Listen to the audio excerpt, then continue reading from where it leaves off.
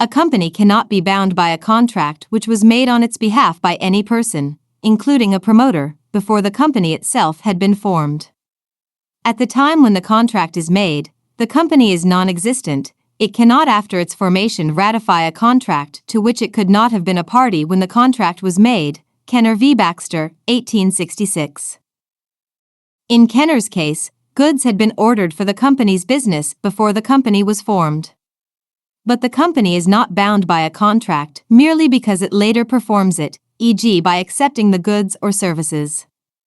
The company will, of course, be liable if it makes a fresh contract after the company is formed, but there must be clear evidence that it intended to do so. In the circumstances, the simplest and safest course for a promoter is to bring the negotiations to the point of agreement but to postpone any binding contract until the company is formed and can enter into the contract for itself. However, if it is essential to some formula of assignment or notation, by which the company is to take over the obligations as a new contract, to be made after incorporation, and when it does so, or if it does not do so within a specified time, he is then to be released.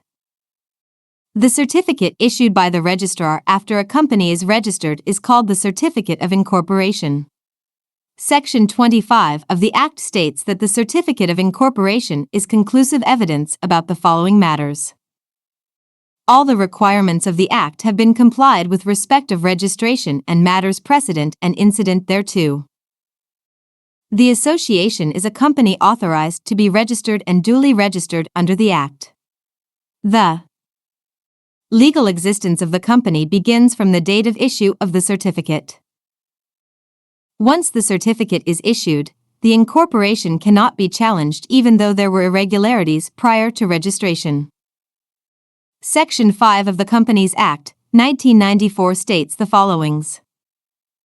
Mode of forming incorporated company. Any 7 or more persons or, where the company to be formed will be a private company, any 2 or more persons associated for any lawful purpose may, by subscribing their names to a memorandum of association and otherwise with the requirements of this Act in respect or registration, form an incorporated company, with or without limited liability, that is to say either a company limited by shares, that is to say, a company having the liability of its member limited by the memorandum to the amount, if any, unpaid on the shares respectively held by them, or b. a company limited by guarantee, that is to say, a company having the liability of its members limited by the memorandum to such amount as the members may respectively thereby undertake to contribute to the assets of the company on the event of its being wound up, or c. an unlimited company, that is to say, a company having no limit on the liability of its members. Section 12 of the Companies Act, 1994 deals with alteration of memorandum. The relevant provisions are as follows. 1. Subject to the provisions of this Act, a company may, by special resolution, alter the provisions of its memorandum with respect to the objects of the company, so far as may be required to enable it a. to carry on its business more economically or more efficiently, or b. to attain its main purpose by new or improved means, or c. to enlarge or change the local area of its operations, or d. to carry on some business which, under the existing circumstances, may conveniently or advantageously be combined with the business of the company, or e. to restrict or abandon any of the objects specified in the memorandum, or f. to sell or dispose of the whole or any part or the undertaking of the company, or g. to amalgamate with any other company or body of persons. 2. The alteration shall not take effect until and except in so far the court on petition confirms it. 3. Before confirming the alteration, the court must be satisfied a. that sufficient notice has been given to every holder of debentures of the company, and to any person or class of persons whose interest will, in the option of the court, be affected by the alteration, and b. that, with respect to every creditor who in the opinion of the court is entitled to object, and who signifies his objection in manner directed by the court, Either his consent to the alteration has been obtained, or his debt or claim has been discharged, or has been determined, or has been secured to the satisfaction of the court. Provided that the court may, in the case of any person or class, for special reasons, dispense with the notice required by this section. As per Section 13 of the Companies Act, 1994, the court may make an order confirming the alteration either wholly or in part, and on such terms and conditions as it thinks fit, and may make such order as to costs as it thinks proper. With regard to change of name of a company, the following provisions of Section 11 of the Companies Act, 1994 are applicable. Section 11(6) Any company may, by special resolution and subject to the approval of the registrar signified in writing, change its name. Section 11(7) Where a company changes its name, the registrar shall enter the new name on the register in place of the former name, and shall issue a certificate of incorporation in its new name to meet the circumstances of the case, and on the issue of such a certificate, the change of name shall be complete. Section 11(8) The change of name shall not change any rights or obligations of the company, or render defect in any legal proceedings by or against the company, and any legal proceedings that might have been continued or commenced against it by its former name may be continued or commenced against it by its new name. Section 11(a). Inserted September 7, 2020, 11(a).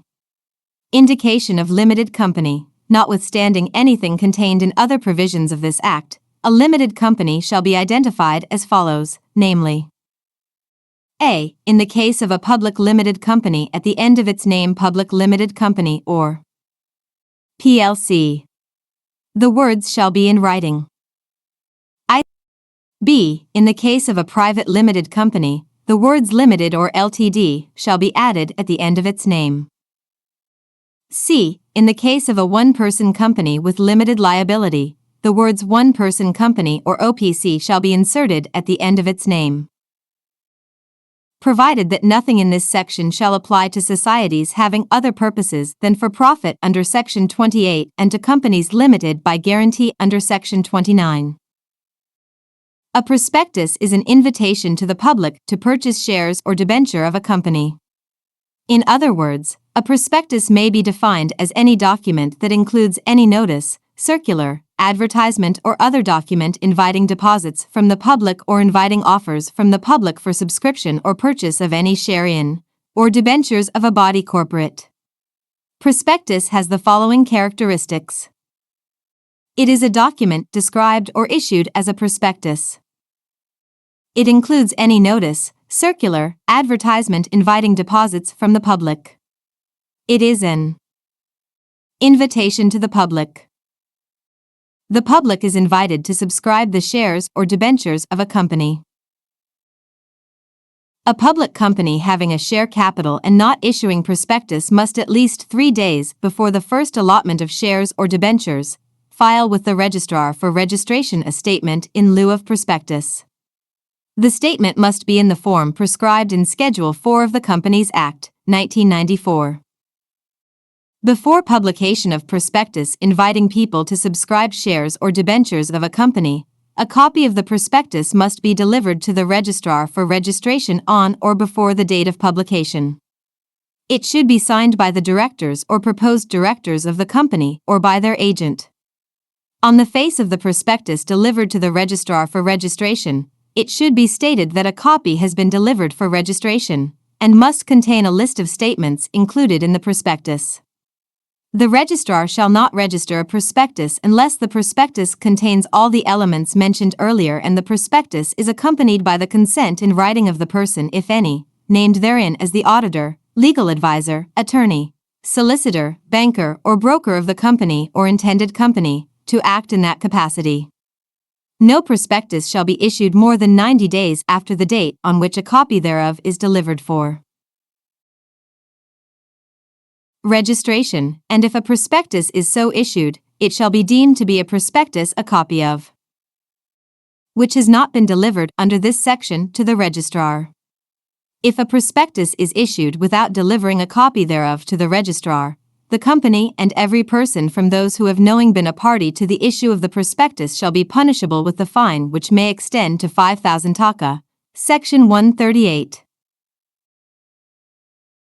Section 146 spells down that when a prospectus includes any untrue statement, every person who authorized the issue of the prospectus shall be punishable with imprisonment for a term which may extend to 2 years, or with fine which may extend to 5,000 taka, or with both, unless he proves either that the statement was immaterial or that he had reasonable ground to believe that the statement was true. The papers and documents to be submitted to the registrar along with the Memorandum of Association and the Articles of Association are as follows. In case of private company, I. Declaration of Compliance, Form 1. 2. Notice of Situation of Registered Office, Form 6. 3. Particulars of Directors, Manager and Managing Agents, Form 12. 4. Consent of Directors to Act, Form 9. V. Lists of persons consenting to be directors, Form X. A public company, having a share capital and issuing a prospectus, cannot commence business until the registrar issues a certificate known as the Certificate of Commencement of Business. This certificate is issued after the following formalities have been complied with. I. The minimum subscription has been raised. 2. Every director has paid the money payable on application and an allotment for the shares taken up by him. 3. No money is repayable for failure to obtain stock exchange recognition for the shares, where such recognition was promised. 4. A duly verified declaration by a director or the secretary has been filed with the registrar that the above requirements have been complied with. However, a public company having share capital but not issuing a prospectus will get the commencement certificate if the following conditions are fulfilled. I. A statement in lieu of prospectus has been filed with the registrar. 2. The directors have paid the money due from them on account of shares. 3. A declaration by a director or the secretary has been filed with the registrar stating that condition has been satisfied.